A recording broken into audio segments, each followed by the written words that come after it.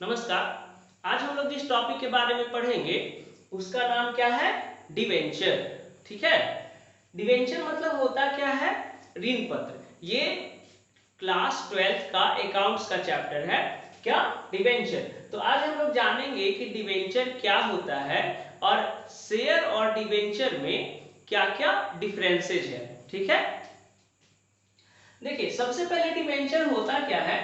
तो इस डिवेंचर के बारे में कहता है कि ये सोर्स होता है। सोर्स होता है किसका? Gaining capital for long period, यानी कि कंपनी में लॉन्ग पीरियड के लिए मतलब दीर्घकालीन के लिए, ठीक है, पूंजी को प्राप्त करने का एकमात्र साधन होता है। क्या? डिवेंचर। डिवेंचर मतलब ऋण पत्र। ऋण पत्र क्या होता है? एक साधन होता है, सोर्स होता है, ठीक है ना। गेनिंग कैपिटल, कैपिटल प्राप्त करने का, ठीक है, पूंजी प्राप्त करने का फॉर लॉन्ग पीरियड, यानी कि दीर्घकालीन के लिए पूंजी प्राप्त करने का एक सबसे अच्छा साधन होता है, सोर्स होता है कौन? डिवेंचर। देखिए, डिवेंचर क्या होता है? डिवेंचर जो है इसको बॉन्ड पेपर भी कहा जाता है। क्या क्या कहा जाता है? बॉन्ड पेपर कहा जाता है। किसके किसके बीच? कंपनी और डिवेंचर होल्डर के बीच। डिवेंचर होल्डर मतलब कंपनी जब डिवेंचर इशू करती है तो जो पब्लिक उसको खरीदते हैं, तो उसको जो पब्लिक डिवेंचर को खरीदा उसको हम लोग क्या कहेंगे? Debenture holder. ठीक है। आगे, डिवेंचर जो है ये लैटिन वर्ड डिबेयर से लिया गया है। डिवेंचर कहां से लिया गया है?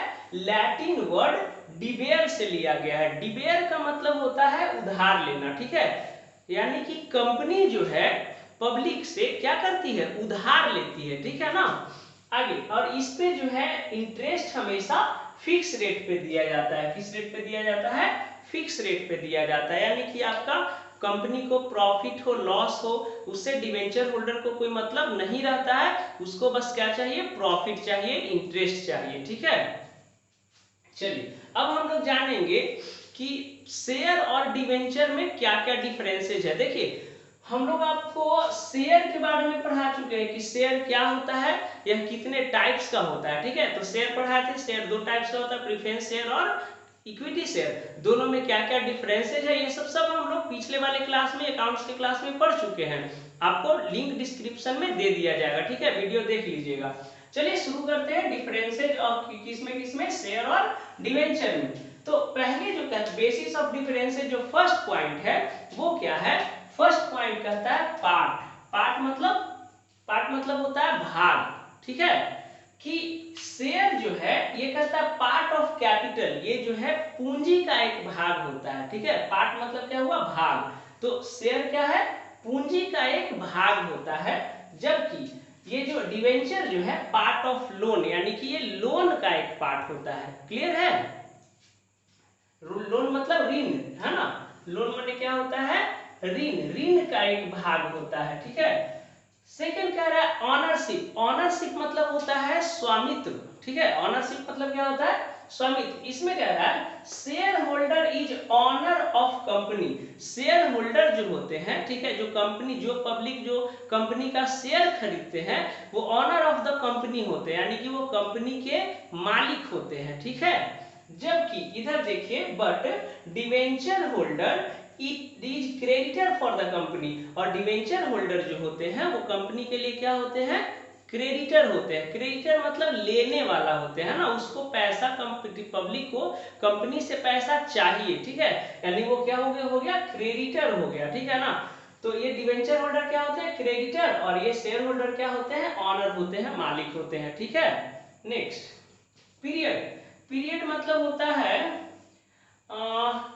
कितने ये है कि मतलब कि कौन से पीरियड के लिए ले रहा है? दीर्घकाल मतलब काल। पीरियड मतलब क्या हो गया? क्या काल हो गया कि मतलब किस काल के लिए ले रहा है, कितना पीरियड के लिए ले रहा है? लॉन्ग पीरियड के लिए ले रहा है, मिडिल पीरियड के लिए ले रहा है, या फिर शॉर्ट पीरियड के लिए ले रहा है? तो देखिए, ये जो शेयर जो होता है capital gaining for long period, share में क्या होता है? कंपनी कैपिटल लॉन्ग पीरियड के लिए कैपिटल को गेन करती है। ठीक है ना। पब्लिक से जो पैसा प्राप्त करती है वो लॉन्ग पीरियड के लिए करती है, दीर्घकाल के लिए करती है। जबकि इसमें क्या होता है? डिवेंचर में क्या होता है? Capital gain for short, middle and long period, यानी कि इसमें डिवेंचर में, ऋण पत्र में कंपनी जो है अल्पकाल, देखिए मतलब लॉन्ग पीरियड है ना, सॉरी शॉर्ट पीरियड, यानी कि अल्पकाल, मिडिल पीरियड माने मिडिल पीरियड मतलब होता है ये लॉन्ग पीरियड और शॉर्ट पीरियड के बीच वाला जो पार्ट होता है उसको मिडिल पीरियड कहा जाता है, ठीक है। इसका हिंदी नहीं समझ अभी आ रहा है ध्यान में। इस शॉर्ट पीरियड माने क्या होता है, अल्पकाल, और ये होता है लॉन्ग पीरियड मतलब होता है दीर्घकाल। यानी कि इसमें शॉर्ट मतलब लॉन्ग पीरियड और शॉर्ट पीरियड और मिडिल पीरियड तीनों के लिए हम लोग ले सकते हैं पब्लिक से पैसा, ठीक है ना। लेकिन इसमें किसमें, शेयर होल्डर में केवल हम लोग लॉन्ग पीरियड के लिए ही पैसा लेते हैं, ठीक है ना, लंबे समय तक। इसमें क्या होता है कि कम समय अवधि मतलब अल्पकाल के लिए और लॉन्ग पीरियड के लिए भी यानी कि दीर्घकाल के लिए भी हम लोग पैसा पब्लिक से ले सकते हैं। Next, right in management. Rights in management मतलब समझ रहे हैं, राइट्स इन मैनेजमेंट यानी कि प्रबंध में भाग लेने का अधिकार, ठीक है।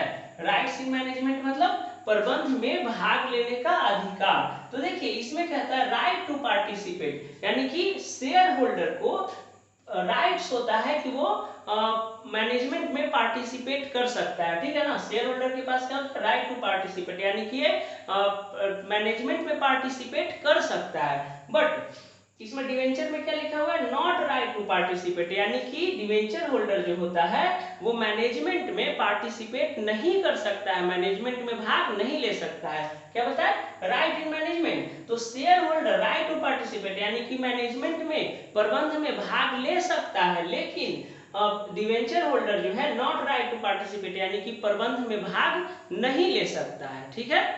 नेक्स्ट, फिर कहता है डिविडेंड और इंटरेस्ट। मतलब डिविडेंड और इंटरेस्ट मतलब होता है लाभांश या ब्याज, ठीक है। डिविडेंड और इंटरेस्ट मतलब लाभांश या ब्याज।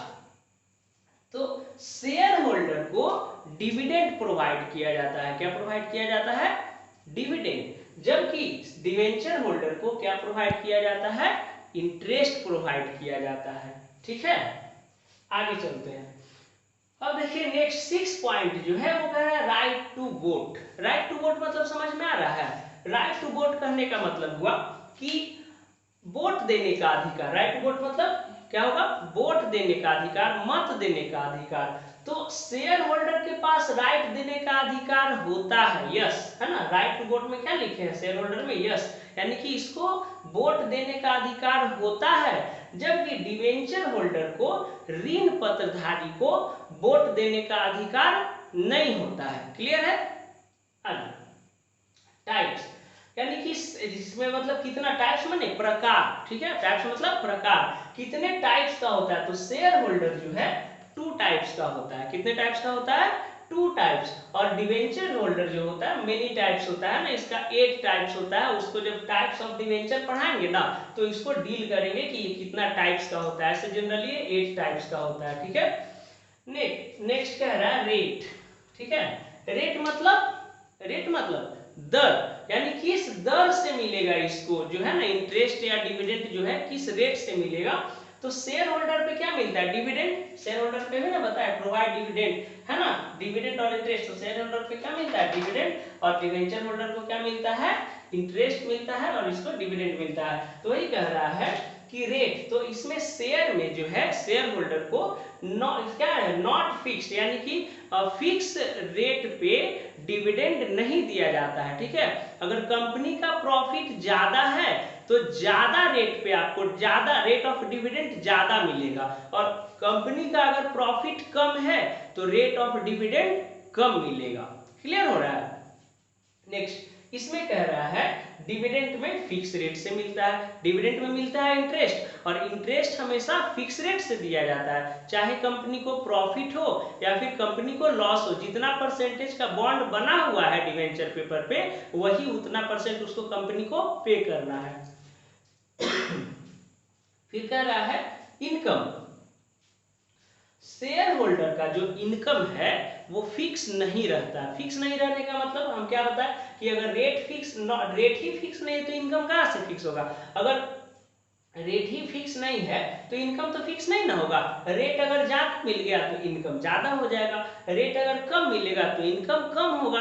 यानी कि इसका जो है इनकम फिक्स नहीं होता है। अब देखिए इसका डिवेंचर वाले का क्या है, इनकम फिक्स होता है, क्यों, क्योंकि इसका रेट फिक्स होता है, रेट इसका फिक्स है तो इनकम भी फिक्स है। अगर 10% देगा तो इस ईयर भी 10%, अगला साल भी 10%, उसके अगला साल भी 10%, तो इनकम फिक्स न रहेगा। लेकिन डिविडेंड में ऐसा नहीं होता। मान लीजिए इस बार कंपनी को प्रॉफिट ज्यादा हो गया है ना, तो क्या होगा, 12% से इंटरेस्ट देगा तो इनकम भी बढ़ जाएगा। अगला साल क्या हो जाएगा, प्रॉफिट, कंपनी का प्रॉफिट घट जाएगा तो क्या होगा, अरे ये मतलब डिविडेंड भी क्या होगा, 8% से मिलेगा तो इनकम घट जाएगा। यानी कि इसमें इनकम फिक्स नहीं होता है और डिवेंचर में इनकम फिक्स होता है। नेक्स्ट है प्रायोरिटी। प्रायोरिटी माने हिंदी होता है इसका प्राथमिकता। क्या होता है, प्राथमिकता। तो कहता है कि शेयर होल्डर को second priority to get capital in condition of binding up. ठीक है ना, बाइंडिंग अप मतलब होता है कंपनी का समापन।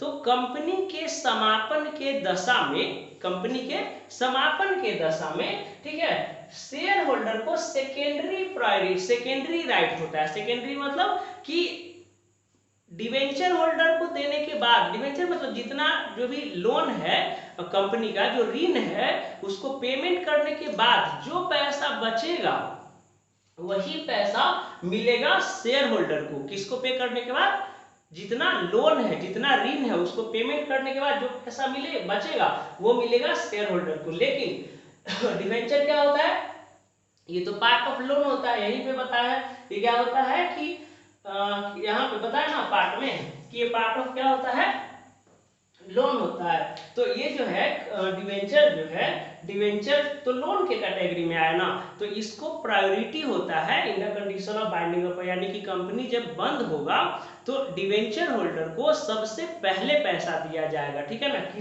किससे पहले, शेयर होल्डर से पहले। ठीक है ना, तो इसको प्रायोरिटी होता है in the condition of binding up.